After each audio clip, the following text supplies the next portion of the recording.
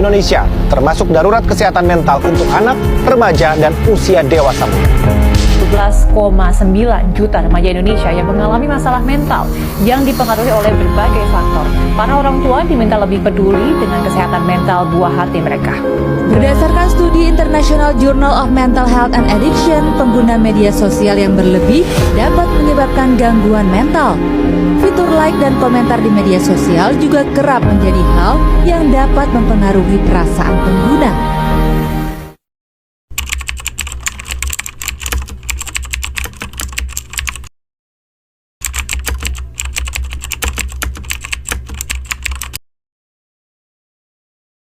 Assalamualaikum warahmatullahi wabarakatuh. Perkenalkan, kami dari kelompok 7 akan mempresentasikan hasil proposal penelitian yang telah kami lakukan, yaitu dengan judul Analisis Korelasi, Pola Interaktif Digital dan Kesehatan Mental pada Generasi Z. Itu adalah nama anggota, yaitu yang pertama adalah saya sendiri, Tita Susanti dengan NIM 2305 1204 056. Saya Hikmah Aprilia dengan NIM 23051 204058.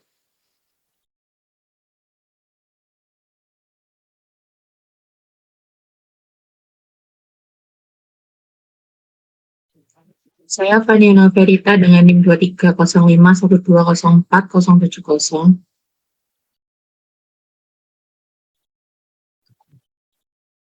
Nah, untuk yang pertama yaitu ada pendahuluan.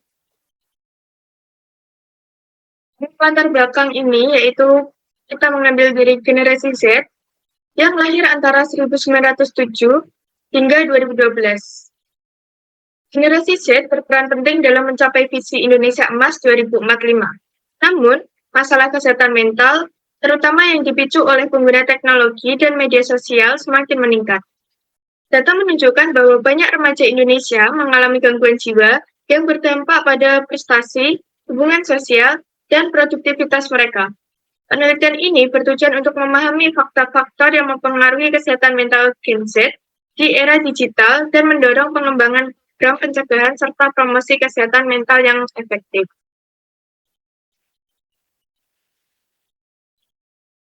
Untuk identifikasi masalah, yang pertama yaitu ada angka gangguan kesehatan mental pada remaja tinggi. Angka gangguan kesehatan mental remaja Indonesia tinggi, namun banyak yang tidak menyadari atau mendapatkan bantuan akibat stigma sosial dan kurangnya pengetahuan. Yang kedua yaitu ada dampak negatif teknologi digital terhadap kesehatan mental. Penggunaan berlebihan teknologi digital dapat menyebabkan stres, depresi, kecemasan, gangguan tidur, dan perasaan terisolasi dengan media sosial sebagai sumber tekanan mental melalui perbandingan sosial, cyberbullying, dan kecanduan konten. Ketiga, yaitu ada rendahnya kesadaran kesehatan mental. Banyak remaja tidak memahami pentingnya kesehatan mental, kesulitan mengidentifikasi gejala gangguan atau mengelola stres akibat kurangnya pengetahuan. Dan keempat, yaitu ada terbatasnya akses layanan kesehatan mental. Layanan konseling terbatas oleh biaya tinggi, lokasi yang tidak tepat, dan kurangnya kepercayaan terhadap layanan tersebut. Untuk yang terakhir yaitu kesenjangan digital dan kematangan emosional. Perubahan sosial cepat akibat digitalisasi tidak diimbangi dengan kesiapan emosional remaja menghadapi tekanan sosial dan dinamika emosional dunia maya. Dengan mengidentifikasi masalah ini secara menyeluruh, penelitian ini diharapkan dapat berfungsi sebagai dasar untuk mengembangkan interferensi program pendidikan dan kebijakan yang lebih efisien untuk meningkatkan kesejahteraan psikologis remaja di Indonesia. Nah, untuk rumusan masalahnya yaitu ada 4. Yang pertama, bagaimana kondisi kesehatan mental generasi Z di era digital saat ini? Kedua, apa saja faktor-faktor yang mempengaruhi kesehatan mental generasi Z di era digital? Ketiga, bagaimana pengaruh penggunaan media digital terhadap kesehatan mental generasi Z? Dan yang keempat, bentuk upaya yang dapat dilakukan untuk meningkatkan kesehatan mental generasi Z di era digital.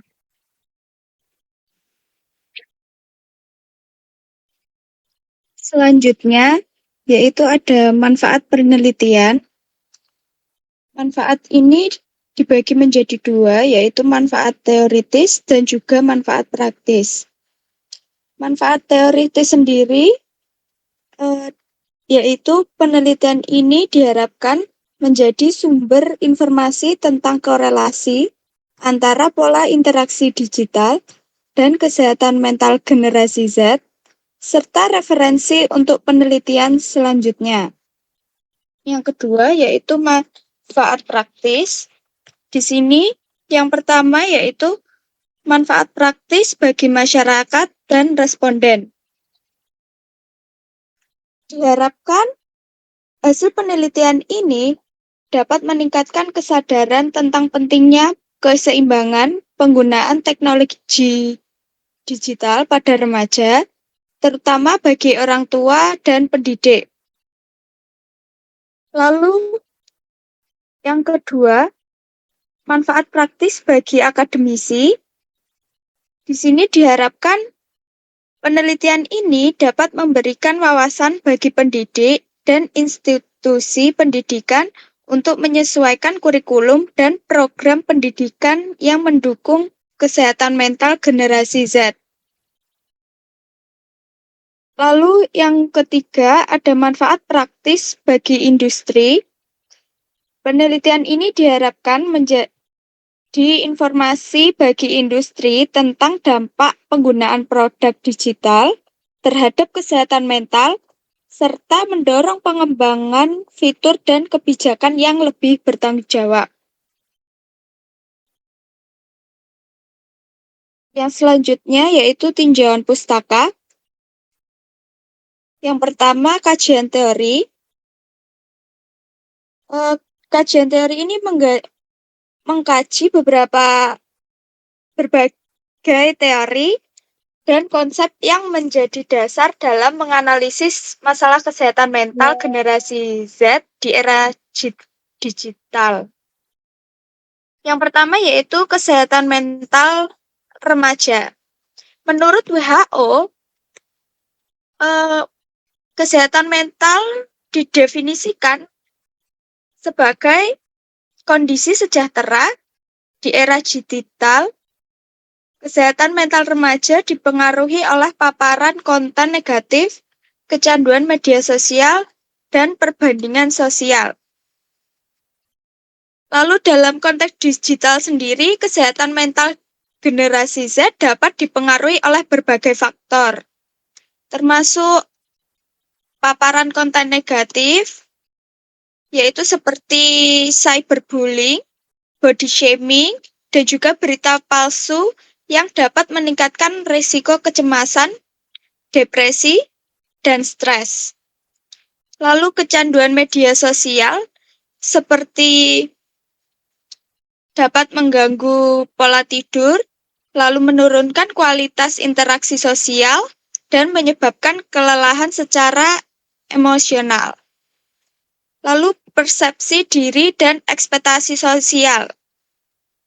Perbandingan sosial yang muncul dari melihat kehidupan orang lain di media sosial dapat menurunkan harga diri dan meningkatkan perasaan tidak puas terhadap diri sendiri. Lalu yang kedua yaitu digital interaction theory. Di sini mengkaji dampak positif dan negatif interaksi digital generasi Z berdasarkan intensitas dan konteks penggunaan. Teori ini menganalisis bagaimana orang menggunakan teknologi untuk berkomunikasi, membentuk identitas, dan berpartisipasi dalam dunia sosial online.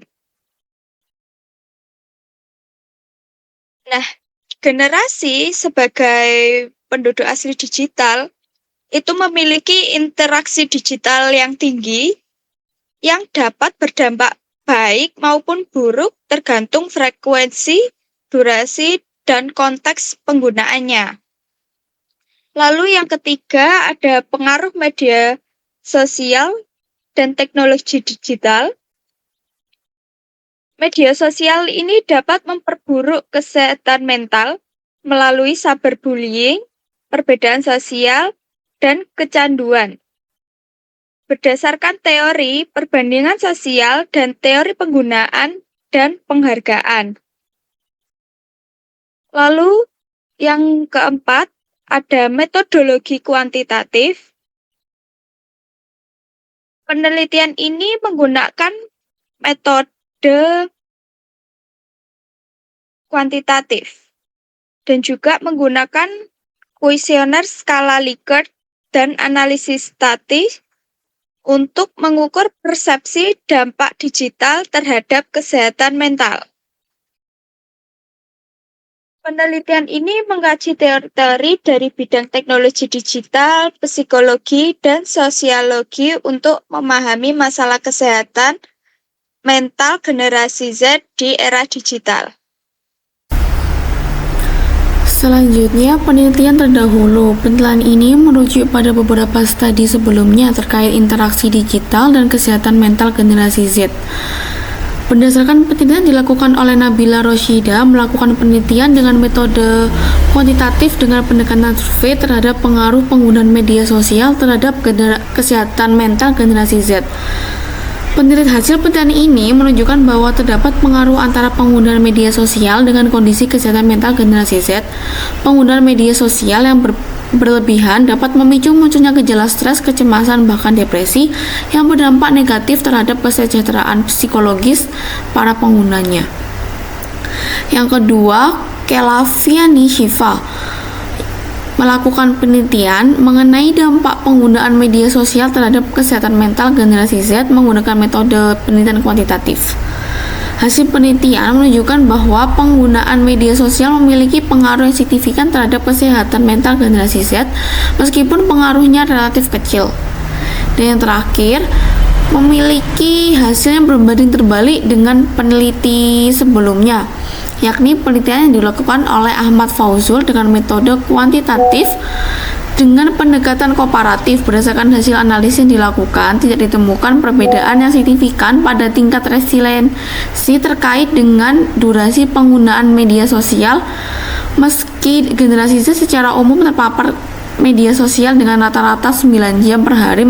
Penggunaan media sosial yang berkepanjangan tidak berkaitan langsung dengan penurunan resiliensi. Temuan ini mengidentifikasi bahwa meskipun terpapar media sosial dalam waktu lama, faktor internal, spiritualisasi, efikasi diri, optimisme dan harga diri, serta faktor eksternal, yakni dukungan sosial, tetap memegang peran penting dalam mempertahankan resiliensi. Perbedaan penelitian yang kami lakukan dengan sebelumnya yakni terletak pada sudut pandang metodologi dan analisis data. Penelitian ini dilakukan dengan menggunakan pendekatan kuantitatif korelasional dengan pendekatan analisis statistik yang lebih komprehensif menggunakan SPSS untuk menguji beberapa hipotesis, tidak seperti sebelumnya yang sebagian besar berfokus pada satu aspek tertentu, misalnya resiliensi atau media sosial saja. Penelitian ini memperluas cakupan dengan menganalisis beberapa pola interaksi digital dan pengaruhnya terhadap beberapa aspek kesehatan mental.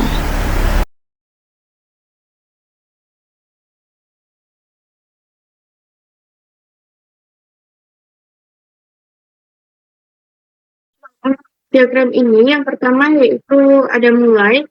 Nah, di sini kita mulai untuk melakukan awal dari proses penelitian kita.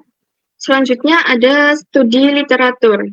Nah, untuk studi literatur ini, kami mempelajari teori, konsep, dan hasil penelitian sebelumnya yang relevan dengan topik kami, yaitu korelasi terhadap Gen Z, dan untuk membantu memahami dasar ilmiah dan menemukan QAP penelitian. Dan untuk selanjutnya yaitu ada perencanaan pengambilan data. Nah, setelah kita memahami literatur, penelitian selanjutnya yaitu merencanakan bagaimana data akan dikumpulkan dan merencanakan metode apa yang dipakai, instrumen yang digunakan, dan siapa respondennya. Selanjutnya yaitu pengumpulan data atau pengukuran, yaitu adalah tahap eksekusi dari rencana pengambilan data. Di sini, data dikumpulkan melalui dua jalur. Yang pertama yaitu ada data primer, yaitu kuesioner. Nah, di data primer ini, data langsung dari sumber pertama menggunakan kuesioner, dan untuk data sekunder, data yang sudah tersedia sebelumnya dari studi literatur atau dokumentasi lain. Nah, setelah itu turun yaitu analisis data. Data yang sudah dikumpulkan akan dianalisis untuk menemukan pola, hubungan, atau perbedaan sesuai tujuan penelitian kami. Selanjutnya yaitu kesimpulan dan saran. Nah, dari hasil semuanya, berdasarkan analisis kami membuat kesimpulan terhadap tujuan penelitian dan memberikan saran untuk penelitian berikutnya atau penerapan praktis. Dan yang terakhir yaitu selesai dan proses diakhiri. Jenis penelitian. Penelitian ini menggunakan metode pendekatan kuantitatif dengan desain survei online untuk pengumpulan data. Pendekatan kuantitatif ini dipilih karena penelitian ini bertujuan untuk mengukur dan menganalisis secara statistik hubungan antara pola interaksi digital dan kesehatan mental generasi Z, serta memungkinkan untuk pengumpulan data numerik yang terukur dan dapat dianalisis menggunakan teknik statistik. Metode pengumpulan data. Penelitian ini menggunakan pendekatan kuantitatif dengan metode survei untuk pengumpulan datanya. Pengumpulan data dilakukan melalui penyebaran kuesioner digital melalui Gform yang dipilih karena sesuai dengan karakteristik responden generasi Z yang sudah terbiasa menggunakan platform digital. Ada pula teknik sampling digunakan dalam survei ini, yaitu stratified random sampling untuk memastikan bahwa adanya perwakilan yang memadai dari berbagai kelompok demografis di dalam populasi generasi Z. Kemudian kuesioner yang disusun dalam Gform ini terdiri dari beberapa bagian yang mencangkup data demografis responden, meliputi identitas diri seperti nama, jenis kelamin, usia, dan status pendidikan atau pekerjaan. Yang kedua, penggunaan media sosial termasuk platform digunakan, yakni ada Instagram, TikTok, YouTube, Twitter, dan lain-lain, serta durasi penggunaan perharinya. Yang ketiga, pertanyaan terkait interaksi sosial secara digital seperti ketergantungan pada koneksi internet, intensitas berkomunikasi melalui media sosial, dan perasaan saat tidak mengakses media sosial. Kemudian pengukuran kondisi kesehatan mental responden meliputi pertanyaan mengenai tingkat stres yang dialami, perasaan cemas atau khawatir, kesulitan tidur atau gangguan pola tidur, kesulitan konsentrasi, perubahan mood atau suasana hati. Yang terakhir, dampak penggunaan media sosial terhadap kesehatan mental mereka.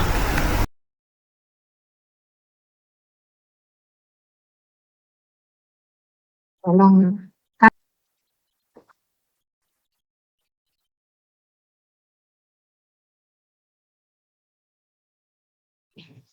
Selanjutnya yaitu masuk ke metode pengolahan data. Jadi data yang terkumpul akan dianalisis menggunakan SPSS. Analisis yang dilakukan yaitu dibagi menjadi 4. Yang pertama ada statistik deskriptif, yang kedua ada uji validitas, ketiga uji reliabilitas, dan yang terakhir yaitu uji korelasi.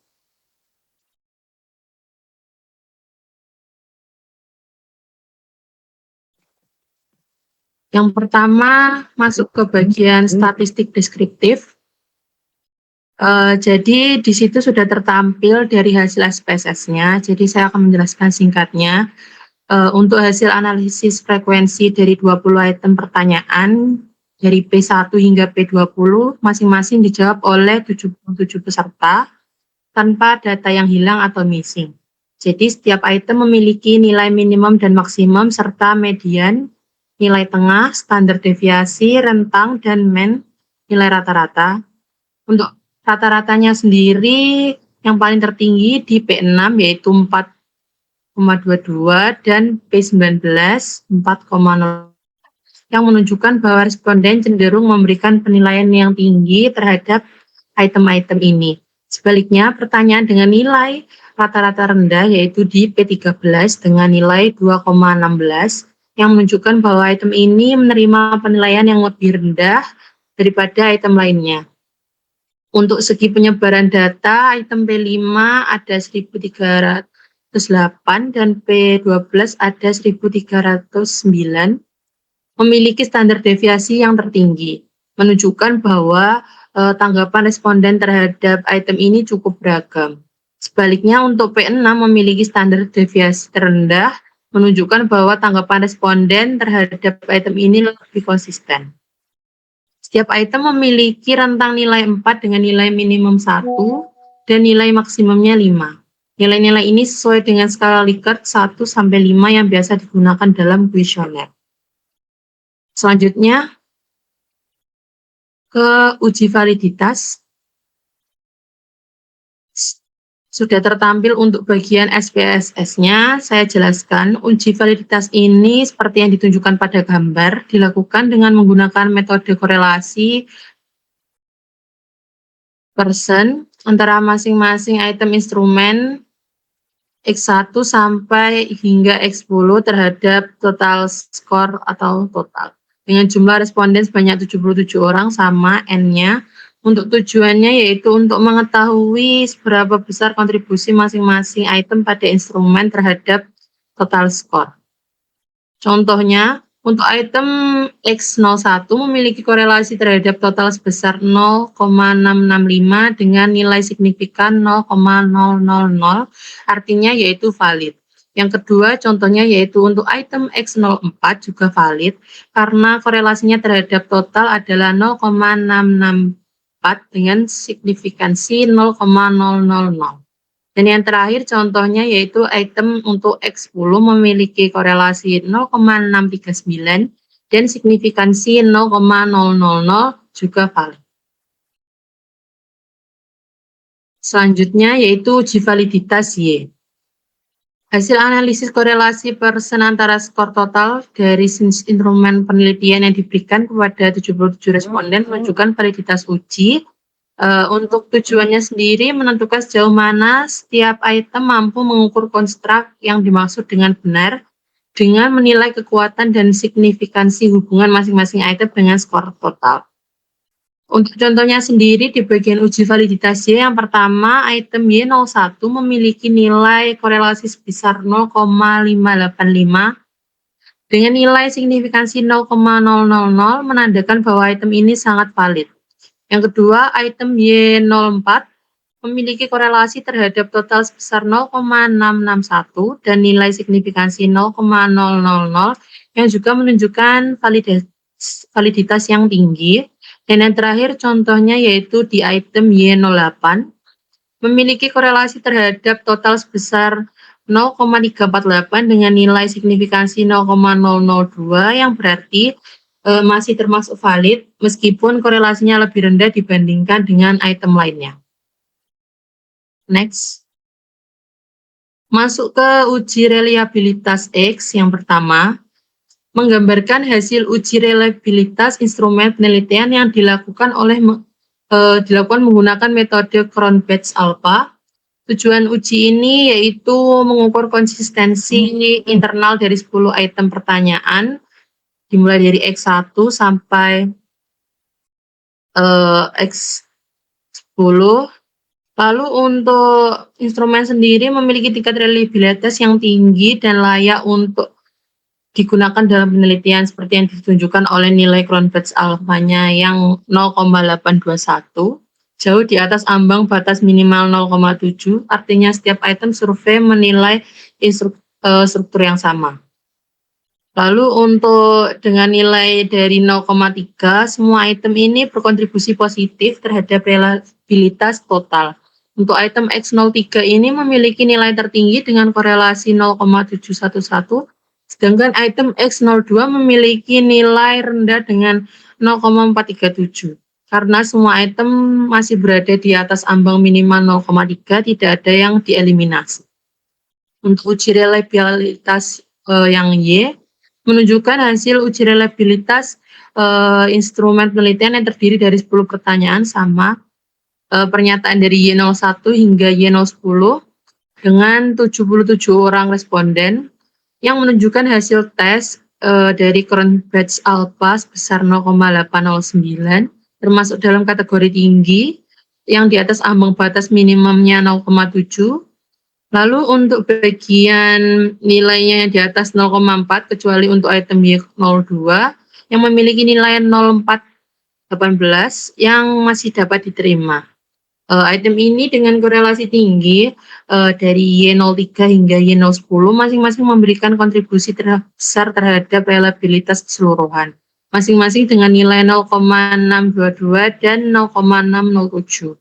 Namun kolom crown batch ini menunjukkan nilai alfa jika semua dihapus dan dari instrumen. Nilai-nilainya berkisar antara 0,78 dan 0,81. Next. Untuk uji korelasi persen, penjelasannya yaitu menggambarkan hasil uji korelasi persen antara dua variabel penelitian. Jadi untuk 77 orang responden yang menjawab, hasil penelitian menunjukkan bahwa hubungan antara kedua variabel tersebut signifikan pada tingkat kepercayaan 99%. P kurang dari 0,01 dengan nilai korelasi persen sebesar 0,338 dan tingkat signifikansi 2 tailed sebesar 0,003. Dengan kata lain ada korelasi yang menguntungkan dan signifikan antara pola interaksi digital dan dampak yang mereka miliki terhadap kesehatan mental.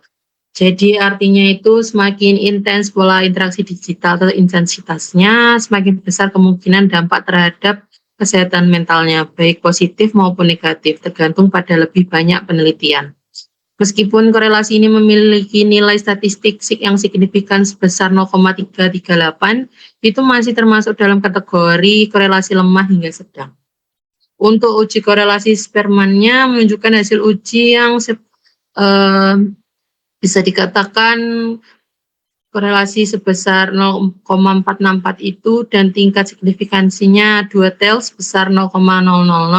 Hubungan antara kedua variabel yang signifikan ini pada tingkat kepercayaannya 99%, pada P kurang dari 0,01. Jadi nilai koefisien korelasi sebesar 0,464 menunjukkan adanya hubungan positif yang sedang antara pola interaksi digital dengan dampak terhadap kesehatan mental. Artinya semakin tinggi pola atau frekuensi interaksi digital seseorang, maka cenderung diikuti oleh meningkatnya dampak terhadap kesehatan mentalnya, entah dalam bentuk tekanan, kecemasan, kelelahan digital, atau sebaliknya, tergantung arah interpretasi dan instrumen yang digunakan. Next. Untuk perangkat dan tool sendiri kita menggunakan 3, yaitu yang pertama Google Form atau Microsoft Forms, yang kedua Microsoft Excel atau Google Sheets, dan yang ketiga SPSS atau Statistical Package for the Social Science. Next. Selanjutnya masuk ke jadwal penelitian.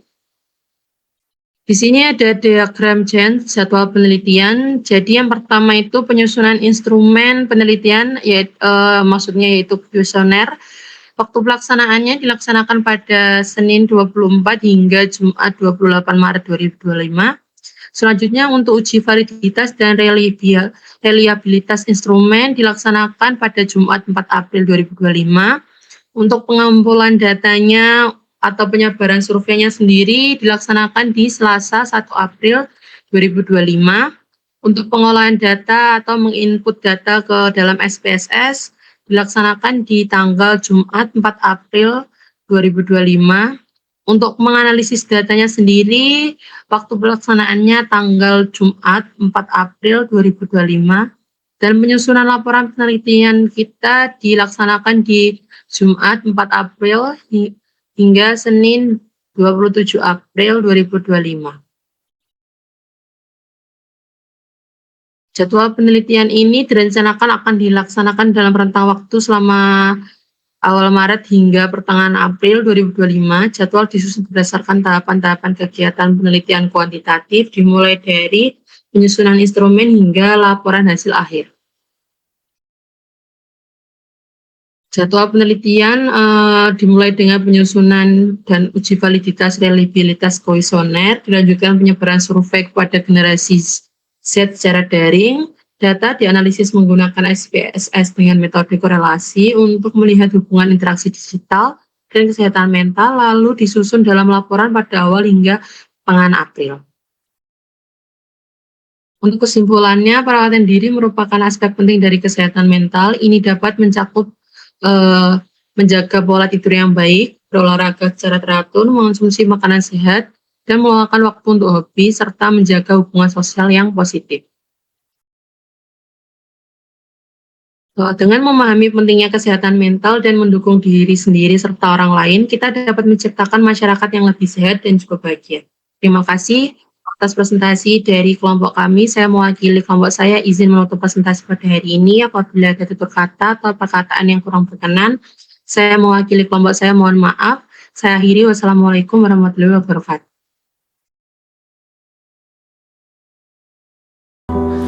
Losing my way home, then you came along.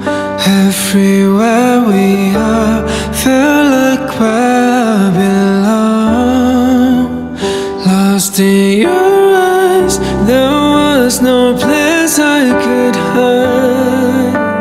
Take me inside and let me live in your mind.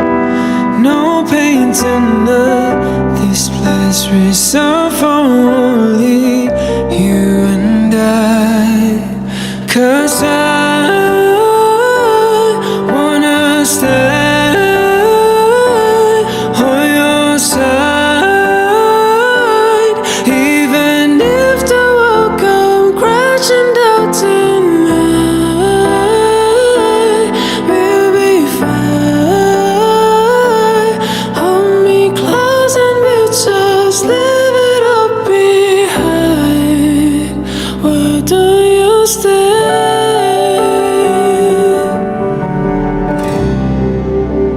There's bruises and wounds, fractures on my bones, trying to fix it all, but I felt all alone. But just to be with you, just you lying close, I can see the sky.